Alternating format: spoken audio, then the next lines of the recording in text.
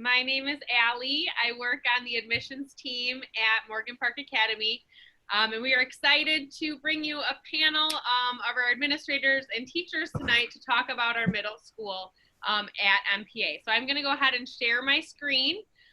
Feel free to use that chat function during our presentation. If you have any questions that pop up, we'll be answering the chat throughout the presentation. So any questions you have, we'll make sure that we cover.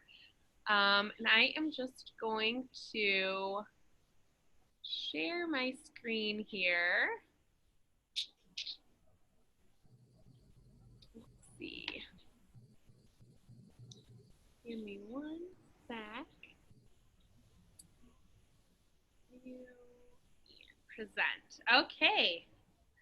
All right. So first up, I'm going to introduce our lower and middle school principal, Heather Currit.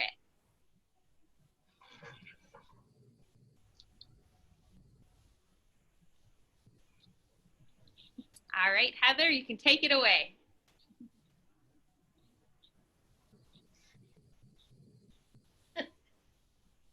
Uh-oh, did Heather freeze? It looks like it. I'll give her 1 second here to regroup. Let's see, otherwise I can start her presentation. Hi, everybody.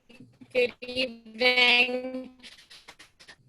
I love that we're using that picture.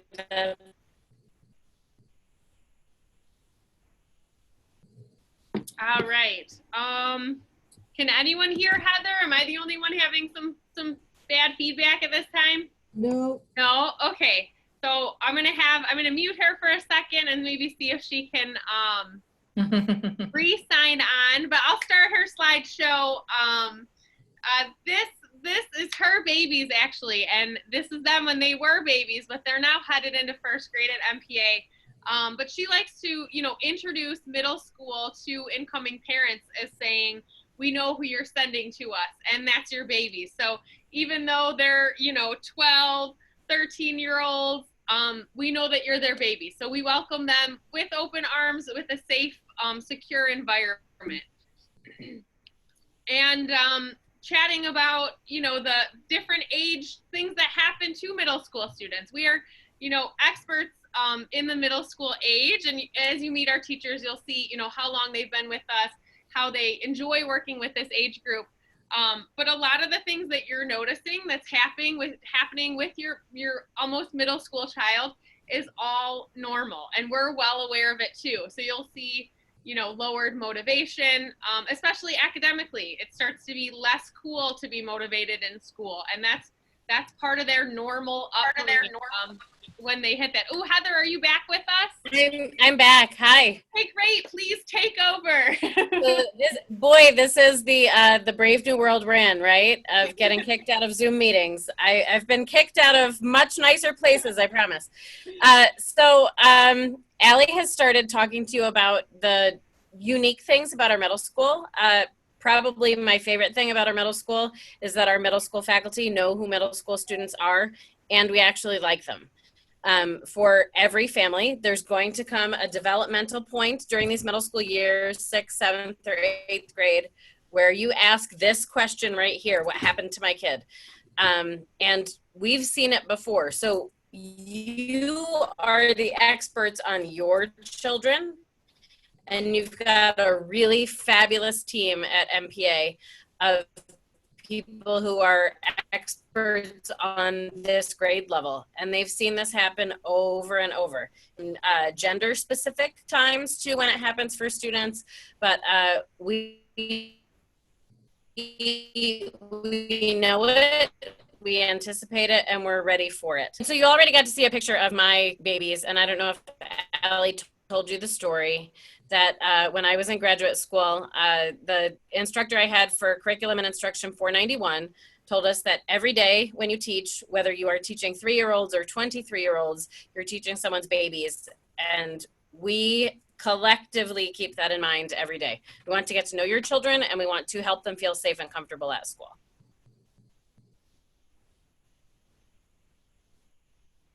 So, as I mentioned, these are normal changes that we're used to. There's a really cool science experiment you can do. You can look up a science experiment with Dawn dish soap, milk, and food coloring. And it lets you know, it gives you a really clear visual about what goes on in a teenage body hormonally during these very formative years. So there are lots of pieces in terms of who they're interested in hearing from and whose opinions matter the most to them. And then a lot of it is affecting, a lot of the developmental things they're going through are affecting brain function. So being forgetful is a natural thing and a normal thing for a middle school student. One of our former colleagues, who Mrs. Skolin remembers quite well, used to refer to sixth graders as little unmade beds.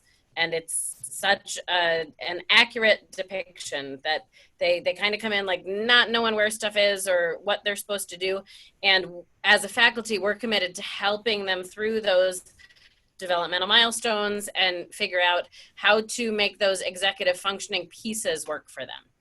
There are some literal physical discomforts too that happen during this time, not only changing bodies. So any of the middle schoolers who are watching, I saw there's some students here. Now is when you can start like the full eye roll. So there are changing bodies going on, but also literal growing pains. It's a really rapid period of growth.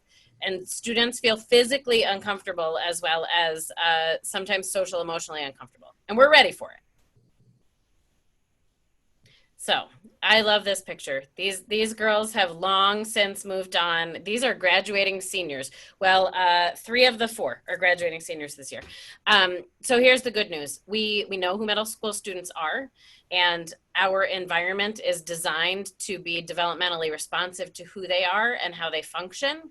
And we want to help them feel safe and comfortable every single day. That's the goal. For all of the adults at school, safe and comfortable is the goal.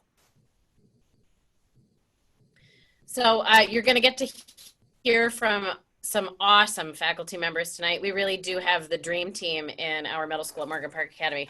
The curriculum areas, we are divided up into departments as a school. So we have STEM, which is science, technology, engineering, and mathematics, sometimes called STEAM for the way that it incorporates the arts, humanities, world languages, visual and performing arts, and athletics and physical education.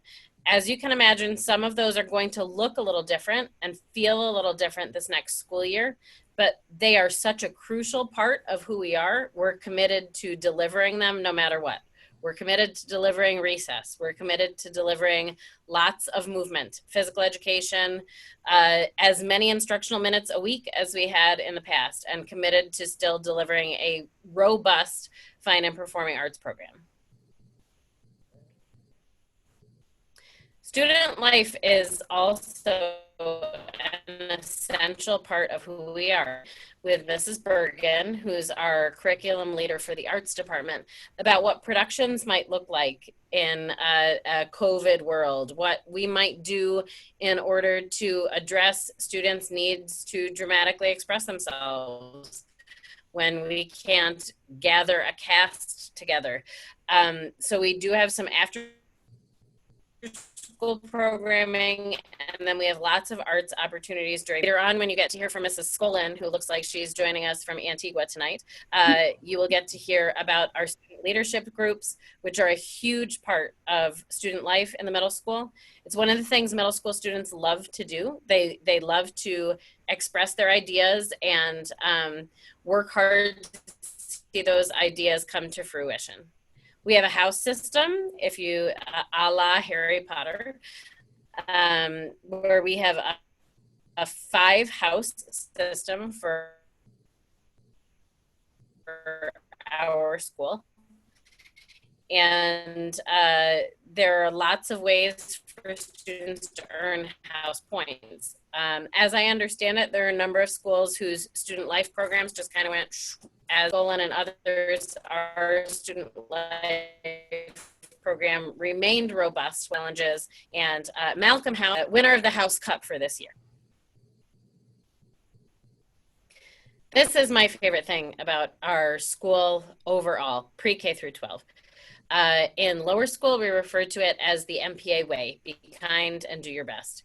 And I am about to start my 19th year at Morgan Park Academy. I've been here for 18 years. And this was the very first thing that helped me fall in love with MPA as a community. And one of the reasons I stayed, and certainly a big factor in deciding to raise my children here as well. Character education in our middle school is something that's woven throughout our curriculum. You'll find it in English class. You're going to be talking about why did people treat people the way they did in English class. You'll find it when we study history, history that we hope to study so we're not doomed to repeat. And you'll find it woven throughout all of our other classes. Certainly, as we face school that's going to feel a little different in the fall, service is going to take on a different feel. But we're committed to finding service opportunities for students. The principals have already started talking over the summer about ways for students to do that. Where we're looking at a nursing home pen pal were to happen at the end of the school year I think we're going to continue on that trajectory and do some remote assemblies, ways to gather as a whole community, and celebrate who we are as a school starting in August. So sorry, can you go back for 1 second, Allie? I just wanted to mention that last little bullet point on a culture of kindness. This is really important, especially for the middle school years. Every student is going to make choices that would make their families proud, of course.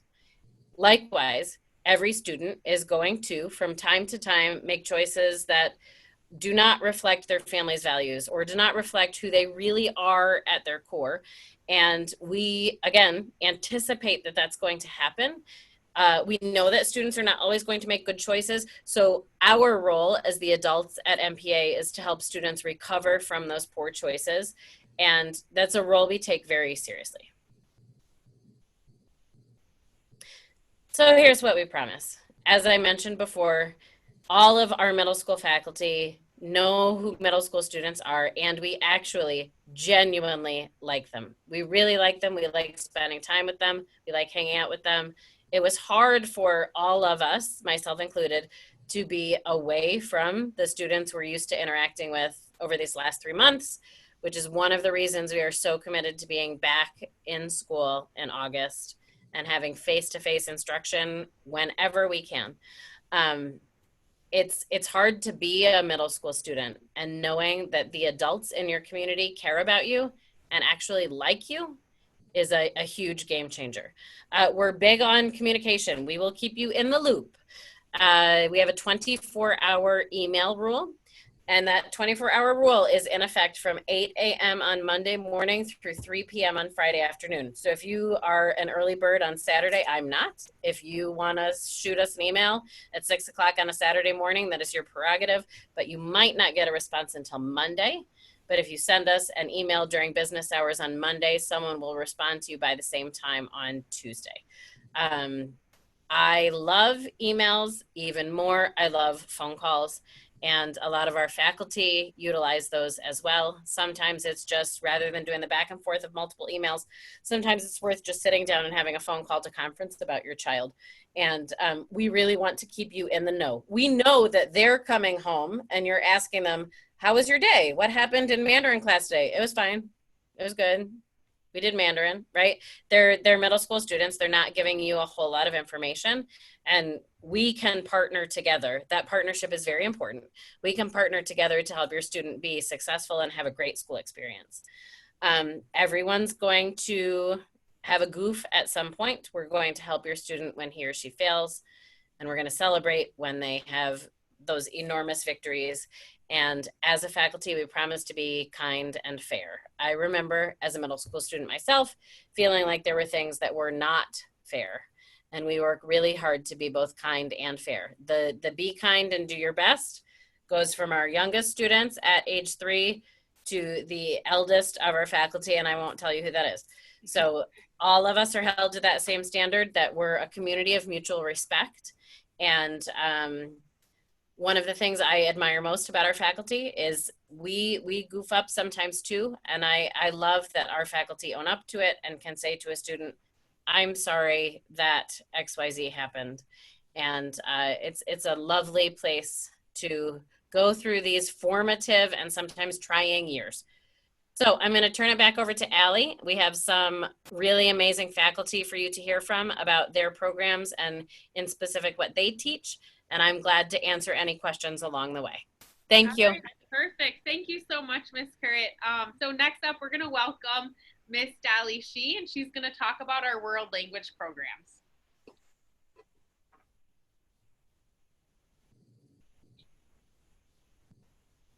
Oh, Dolly, we can't hear you. Do you have your speaker on? Oh, no.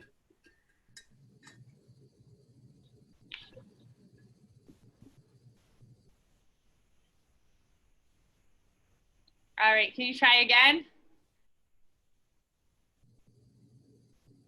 Can anyone else hear her? No? I can't. Do you want me to jump in about world language, Allie? You want to take over for us? I can. And ni hao, shilausha. So if we start to hear shilausha, we'll let her talk. So starting in 5th grade, our students select a world language, and then when to jump in with that level. Our teachers do a great job of differentiating instruction and making sure that a student who had Spanish at another school is challenged appropriately, or a student who didn't is able to join them with that group. So our 6th grade Spanish is 6th grade Spanish. We start high school level 1 in 7th grade. So our 7th graders are taking 9th grade level Mandarin or Spanish or French. So they are all selecting a language. They are not beholden to that language for life. We recommend that if a student starts in Mandarin in 6th grade, it'd be great if they do 6th grade Mandarin, Mandarin 1, Mandarin 2. We have had students switch with the knowledge that they're switching midstream for another group of language learners. The picture that you're seeing is from a trip to Chinatown during Global Learners Week. So our classes focus on both language and culture. We are on a block schedule for middle school, and we have these really nice large chunks of time, which are great for language practice, but also great for exploring culture, dance, and cuisine of different communities that they're studying as part of their language. Here's another picture from a trip to Chinatown, a day trip to Chinatown during Global Learners Week. So we are, our world language teachers do a really great job of making language learning fun and accessible. You're going to hear a lot of music in our world language classes, a lot of singing, and a lot of speaking in the actual language. So you won't hear a whole lot of English stopping by one of our language classes. All right, great. Thank you so much, Miss Currit. Thank you. Miss Shee is on the chat, so if you have any specific questions, we can answer those through that chat function too. But next up, I would like to introduce Mrs. Peggy Skolin, and she is going to chat with us about the math department, student life, and also chorus. Hi, everyone. Welcome. So this piece that you see on the screen now was written when I was asked to speak to this year's theme, which was finding your voice. And I wrote it in terms of how student life helps students find their voice at Oregon Park Academy. So I apologize for the itty bitty writing, but this allows students and student council an opportunity to step up and be leaders. We in fact have one of our student council members, a junior house leader, a National Junior Honor Society member, who's going to be speaking to you in a little while. So you know that it's something that students enjoy doing, being able to become leaders in their community. So student council is one area, junior house leaders, and Mrs. Kurt spoke about the house system earlier. It allows students to encourage their classmates to become competitive in a friendly way and show both spirit for their house as well as total school spirit. National Junior Honor Society, which isn't something that you can just join because of, but you can be inducted into, and that's based on your scholarship and then citizenship, leadership, service, and character. So that's an opportunity for service and participation as well. We also have athletics and the arts. And I'm privileged to be part of each one of those in the life of our students. You can go ahead and change slides. So here's a picture of the winter social last year and our student council and the wonderful things that they prepared for their classmates to celebrate. Go ahead. We also do the angel tree gifts at Christmas time or at that holiday season. And this is a picture of many of our volunteers, some who are part of the National Junior Honor Society, but others who just said, sure, I'll help. And we carry gifts out to the van. So each year we sponsor the angel tree. Go ahead. So here's a picture of the angel tree as it is. The tags, we took 150 this last year, and we managed to be able to fulfill almost all of those requests for gifts. These are some of our National Junior Honor Society members. One of our service days, we visited at Smith Village. So you'll see some of our students talking with one of the residents there. Our 8th graders have their own lounge, and this is an annual event where we sign the 8th grade wall. So they came down one day last September and they signed the wall. And then for the year, their signatures were up on the wall. So every time they visited, they could see their signature there and take ownership of that space. Here's one of our junior house leaders, and we had a Peace Crane House Challenge. So you'll see the peace cranes in all different sizes. It was an event that was exciting to watch, and throughout the year then we had chains of peace cranes in the entry hall. I'm also involved with the chorus, so I'm a pianist, and so I lead the middle school chorus, although on concert day, Mrs. Currit is our director. So you'll see our students who enjoy singing come out and perform for the community. One of my major hats, though, is middle school mathematics. So in the 6th grade, it's a general math course that focuses on decimals, fractions, and an introduction to integers. They're grouped by grade level and accelerated sections. In 7th grade, again, we have both grade level and accelerated section. It's a pre-algebra curriculum that is designed to build student confidence in mathematics through computational experiences involving whole numbers, integers, rational numbers. We do a lot of problem solving. We have some projects, and you're going to see some pictures soon about those. In 8th grade, there's Algebra Foundations and Algebra 1 Honors. So that's kind of the scope and sequence of our math in the middle school. Go ahead. So here's one of the projects that I was talking about.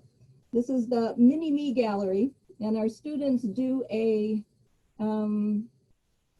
scale and proportion activity where they take their own measurements and then using a specific ratio, draw a picture of themselves in a mini-me version, and they get to illustrate that, and then it's put up for everybody to enjoy. So you can go to the next slide. Here's another one. And you can see we have some people who are very artistic. We also have a project called By the Numbers. Okay, we'll go back to 9 Men's Morris on International Day. One of the things that we like to do is play some international math games. So you'll see the 2 girls here playing 9 Men's Morris, which was the precursor to tic-tac-toe. Go ahead. And now we have, what do your numbers say about you?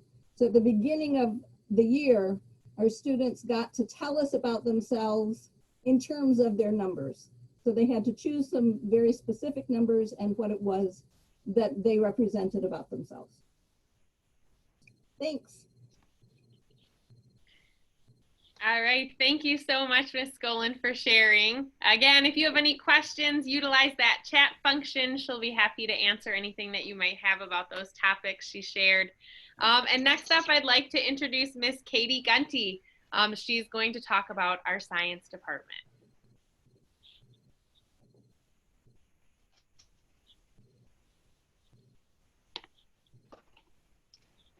Hello, Miss Gunty. I'm the 7th grade. Go to the side. Can you hear me? Your audio's going in and out a little bit there.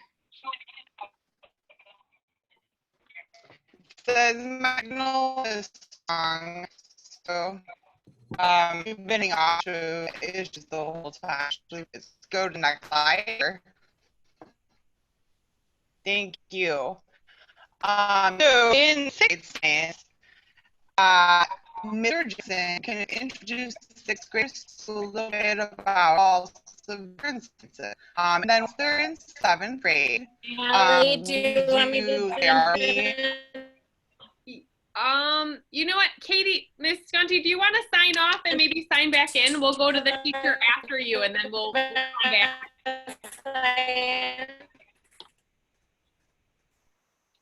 I think we will, let's go forward here. We can start with the next teachers that are up, and then we'll circle back to science. If we can maybe just check on her to try to get a different connection, that would be helpful. But next up, I'm going to introduce our middle school humanities teachers. So we have Miss Sandra Burgess and Mrs. Colleen Amber here to talk about our English and history courses. I hope my voice is okay. You are good. Okay. Okay. I'm just going to talk a little bit about. I'm getting feedback from people. I don't know who it is. Okay, so I'm going to talk about 6th, 7th, and 8th grade English.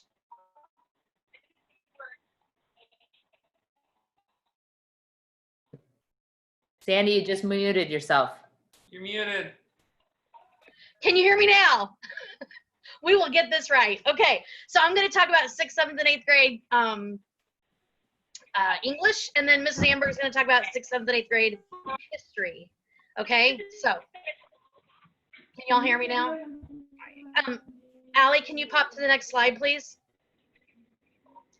So 6th grade English is, so one thing about humanities from 6th grade to 12th grade is that at MPA is that it's aligned with the history classes. So English and history are aligned in terms of time period. So for 6th grade English, they're going to be aligned with their 6th grade history, which is about ancient history.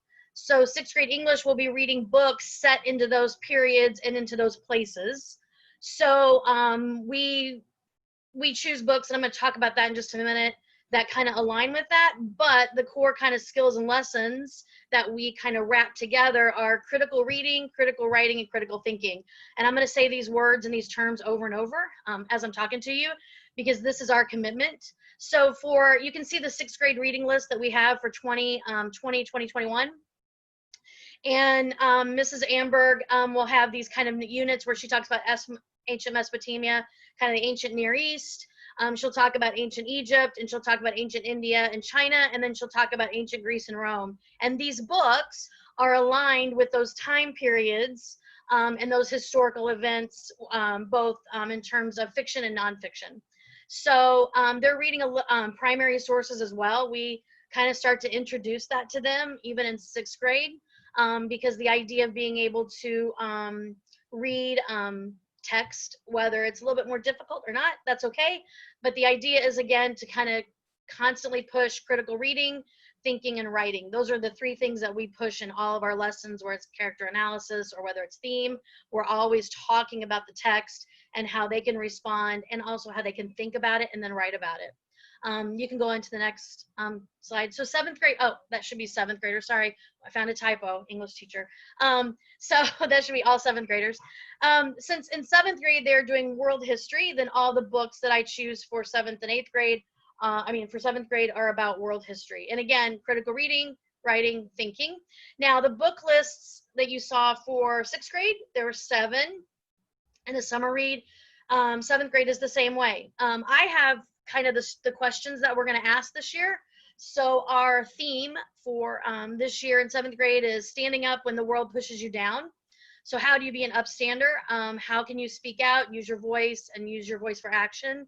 So we're going to talk about, this kind of starts the Middle Ages-ish and then goes to the present day. So we're going to learn about Joan of Arc. As you can see, we're going to tackle, we always do a Shakespeare play in 7th grade.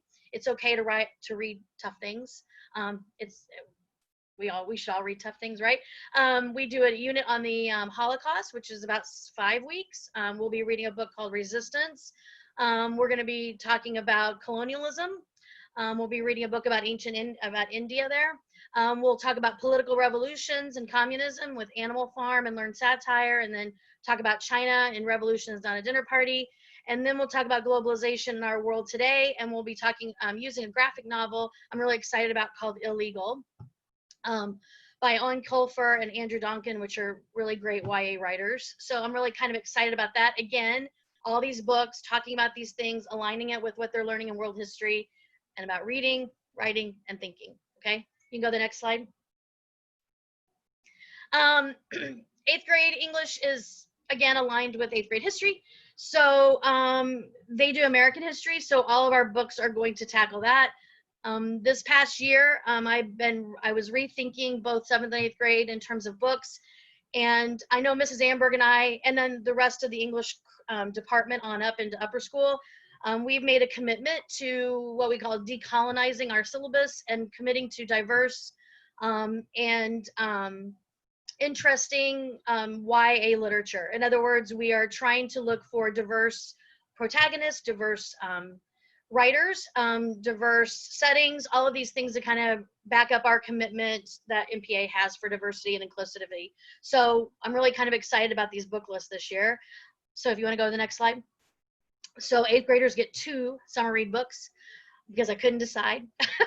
The first one is George Takei's memoir about being a child.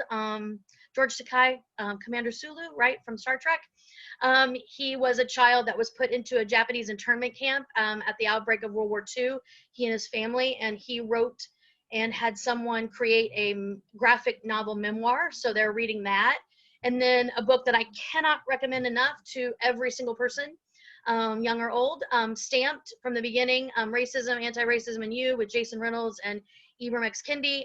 This book has really changed the way I think about myself as a teacher, but I also want students to kind of dig into that as well. We're going to be talking about the conquest and exploration from Native American or indigenous peoples all the way to today with groups of immigrants coming to the United States. So you can kind of see, again, the different books that we've chosen. We're going to talk about slavery and Reconstruction. We're going to celebrate the 100th anniversary of the 19th Amendment. We're going to talk about social and economic inequality. We're going to talk about civil rights and little civil rights movements. We're going to talk about government trust and distrust in the 1970s. And then again, the 1980s and 90s and all the way till today. So these are kind of our books, again, pushing forth our commitment for diverse reading and getting kids excited about reading and trying to find something that they can connect to that can be reflected in themselves. Again, we'll be writing about this, thinking about this, responding to this all throughout the year. You can go to the next slide. we have some elective courses, and depending on how things work out, we have a journalism and yearbook class that's really focused on those two things, the middle school newspaper and the yearbook, the school yearbook. And then we also sometimes offer a creative writing and journalism class that's a little bit broader, that kind of tackles creative nonfiction, poetry writing for middle school kids, and allows them in different kind of medias with podcasts, documentaries, and those kind of things. So again, more ways to express themselves in terms of multimedia and creativity, and then also using these kind of ideas from reading and writing critically into kind of journalism and editing and copyright kind of work. So that's what we have for, I did teach Latin last year as an, but that's more of a world language thing, but that was an offering too that we had. That was great. I loved it. So I'm gonna pop it over to Mrs. Amberg and let her take over for history. Hi, everybody. Can everyone hear me okay? Is it good? All right. Okay, great. Thanks for joining us. I teach 6th grade English and history, but oversee the history department. And like Ms. Burgess said, we, one of the really nice parts about our curriculum is that it seeks to let students know that, that the subjects are interconnected, that they don't stop at the classroom door. And that's what we aim to do when we realign the curriculum. So from 5 through 12, basically, we realigned it. But for the middle school, so our middle school history program really starts in 5th grade. When students enter 5th grade, they learn about world geography. So they have that kind of foundation there of location and understanding place and things like that. But we place a strong emphasis on mapping throughout throughout 6th, 7th, and 8th grade as well. So students who come in 6th, 7th, and 8th grade at any point along the line will receive a lot of geography instruction, because understanding about a place is critical. Where a place is, when students are little, helps them understand, the cause and effect. So 6th grade is ancient history, and we really look at the origin of civilization. Where did civilization come from, and what are the effects of civilization? It's a fantastic. I always start, like, when I talk to parents, talking about how we teach, what we teach, but really what we're teaching our 6th graders, right? And we teach your children we're teaching your children to become critical thinkers. Ancient history, we focus on the river valleys of Egypt and Mesopotamia, and the influence of the river valleys, how rivers united people. Whereas when we get to Rome and to Greece, we kind of look at the way the geography of Greece is very different. But throughout that learning, we also have aligned our text, our English text, with that. So kids will read the Epic of Gilgamesh as we're learning about Mesopotamia. And it really helps to make those connections for our kids. We do use an online textbook called Discovery Textbook as kind of a supplement to our instruction, but we use a lot of other resources along with that. And another skill that we work on, in addition to like the geography and the use of primary sources in 6th grade, is chronology. So getting kids to understand the the sequence of events. Young minds, it's really hard to place, time into context, and to get them to see themselves as part of, as a part of history's timeline, like that history is made up of stories of different people. And I think that's very important for students to begin to see themselves as a person on that timeline. So that's a little overview of 6th grade. Ms. Burgess, I did a very nice job of kind of showing us how we, blend those, the subjects together. 7th grade, we look at world history. In world history, the students pick up where they left off in 6th grade, and through their study of world history, they are dissecting, so continuing to use the Discovery Textbook, but getting more getting deeper into their units of study. They become, they study, use primary and secondary sources, and they do a lot of really nice activities where they take apart primary source documents and really learn how to think critically about what these documents, what are they saying, and then to see themselves as interpreters of the past, and I think that too is an important skill for our students to begin to think about how history is constructed, so we do a very good job of that in the history department. And again, those courses, their English class and their history class marry really nicely. Mrs. Burgess supplements what the 7th grade history teacher does in her English class as well. So again, the students can see the connections between classes, getting them to see that it just doesn't exist in their, in their history classroom. 8th grade history is American history, and they also compete in the Chicago History Fair during 8th grade. So they begin the study with, again, looking at the stories. One of my favorite TED Talks is Chimamanda Adichie's Danger of a Single Story. So, we look at history as, who's telling the story here, who is writing the history, how does that, change the history depending on whose story you're hearing. So students investigate history from a number of different perspectives and look at the history of the United States through a number of different points of view, and come to, look at like the colonization of North America, from different groups who were involved. And what did you guys do in the very beginning? Do you remember like the first activity that you guys did with Miss Clay's, where you guys looked at, you had to take perspectives of like Native Americans and, the English or the French, and they're taking the perspectives and trying to make it was a cause for. It was how America was founded. Yeah, who really founded America. Who really discovered America. Yeah.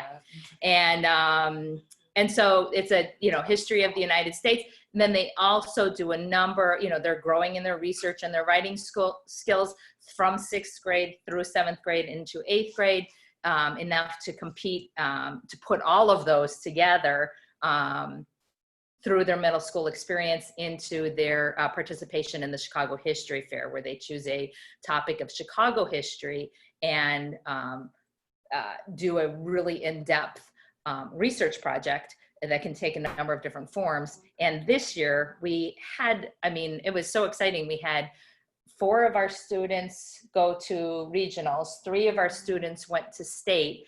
And for the first time in our history, and there are only 2 students get chosen to move on to nationals. Our student was one of the kiddos who went to the national competition, which would have been in Washington, D.C. But it was, it's a huge deal if you're a history geek. It was a huge, if you're an MPA geek, it was just such a big deal. For all of our students, and especially for the ones who, went to national, and then for the ones who went to state and then went to national. So the other 2 things that we have for our history department in middle school and 6th grade, I teach a civics class, which explores government, civics, institution, and citizen participation. And what we do is we look at, I'm blanking out here. We look at, thank you. Help me. What is it? Youth movement. Youth movements. Thank you. Youth movements through history, and students again, begin to see that change takes time, that things don't happen, just out of nowhere, that, and that change requires participation from people at the bottom, like people, it's a wonderful course that looks at, recent history, relevant history, especially now, and and gets them to, again, see themselves as makers of history. And then I already talked about the Chicago History Fair, which is a fantastic opportunity for students to utilize all Oh those. no, not that picture. Student.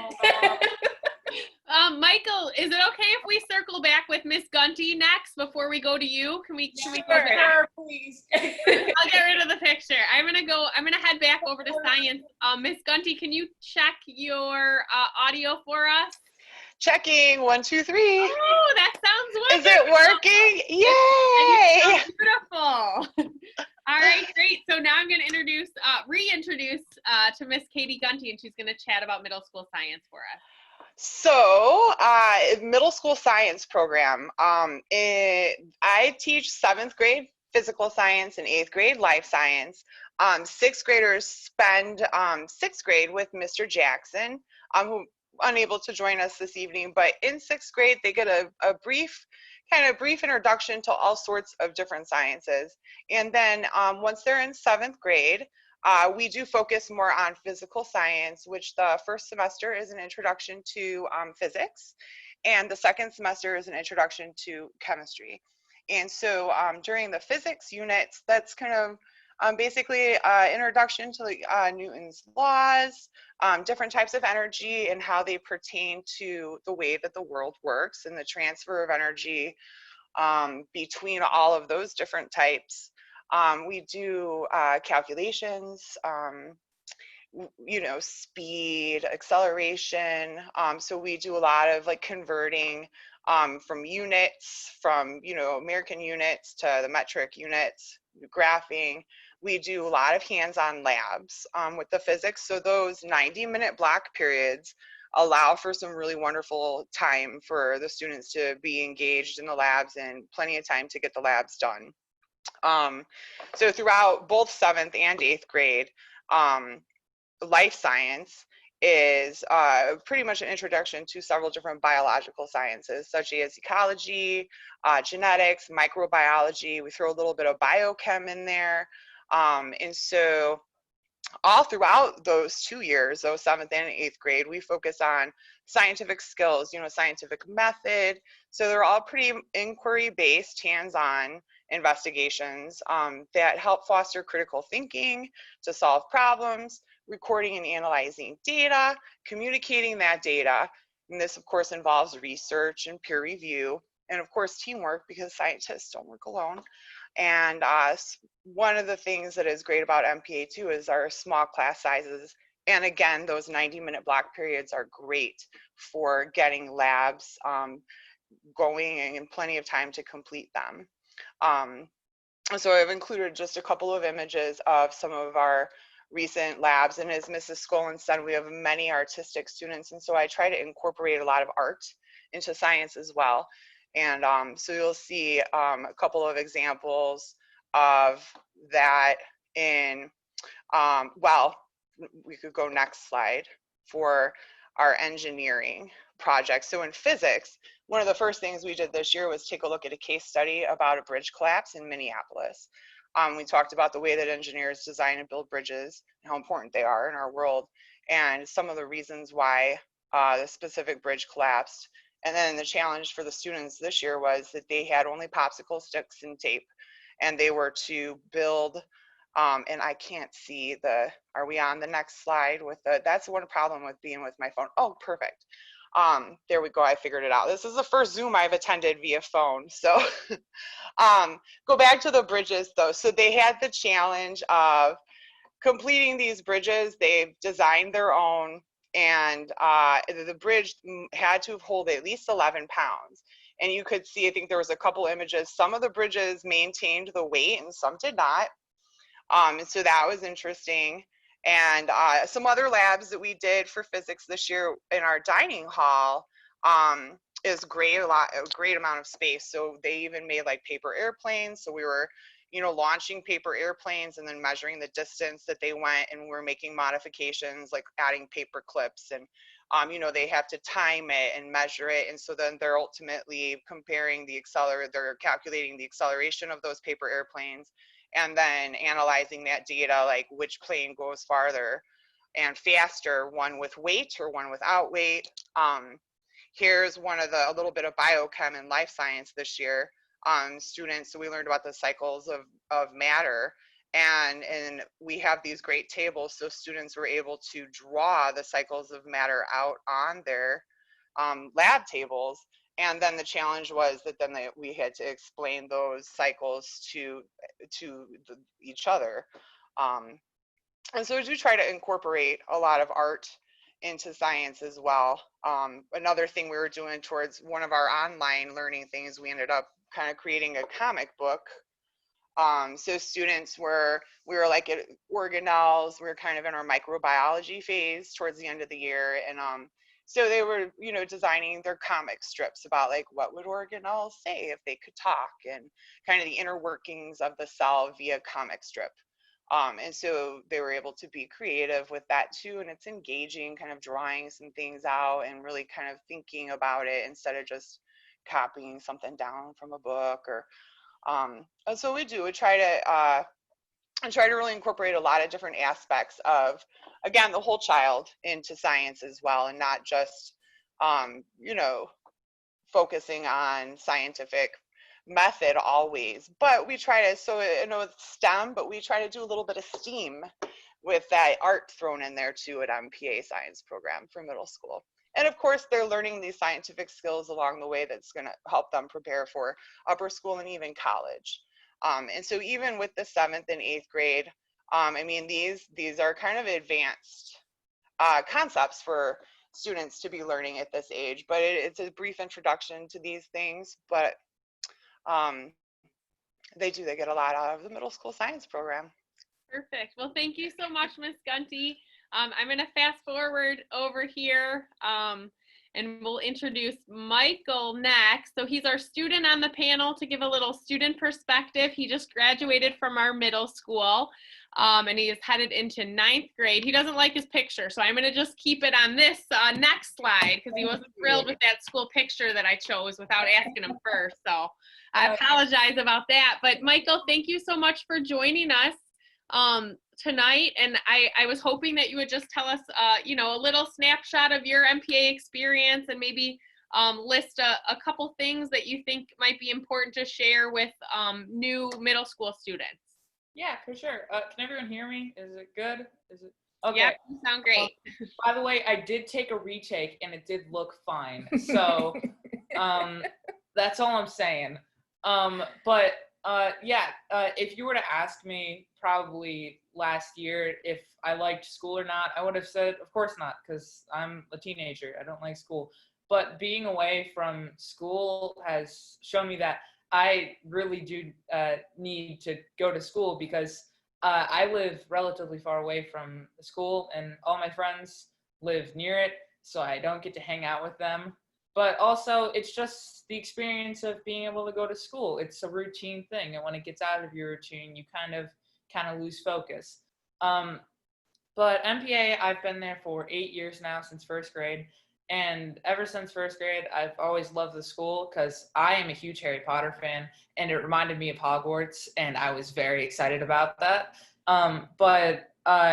There's so many opportunities that you can take. Like at no other school is there Mandarin, but I do take Mandarin, and we got to go on a China trip. You were able to go on it some people went on it, and it was a fantastic opportunity for me and a couple of my friends that also went.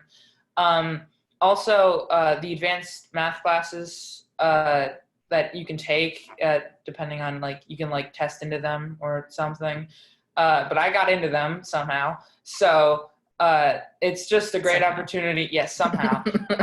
But it's a great opportunity as well, because I have always been not so challenged in terms of academics, and having these advanced classes and just these different chances to finally challenge myself has been a fantastic thing for me for education-wise.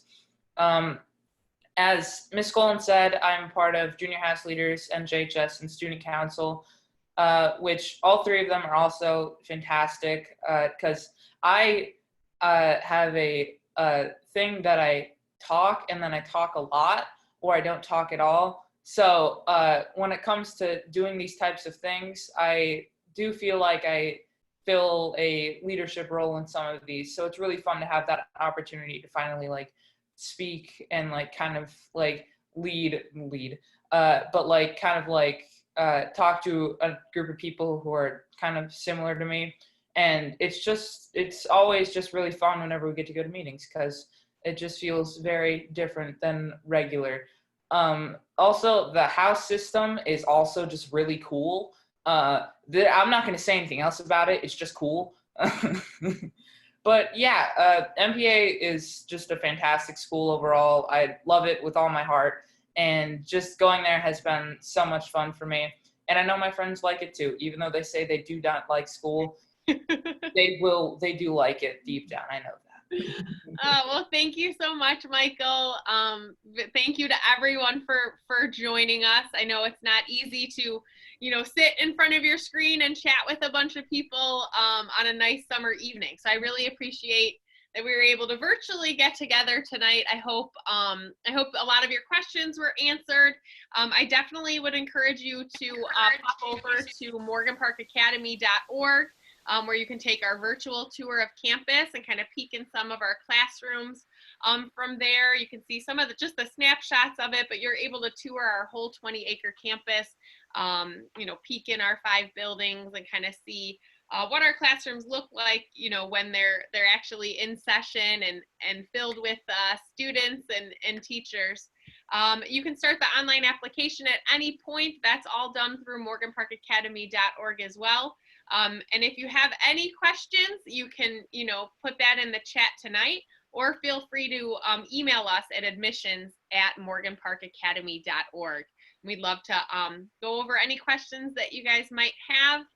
We'll leave the chat open for a few more minutes. If you wanted to stay on, if you are finished, you are more than welcome to depart now, and hopefully we get to meet in person one day soon.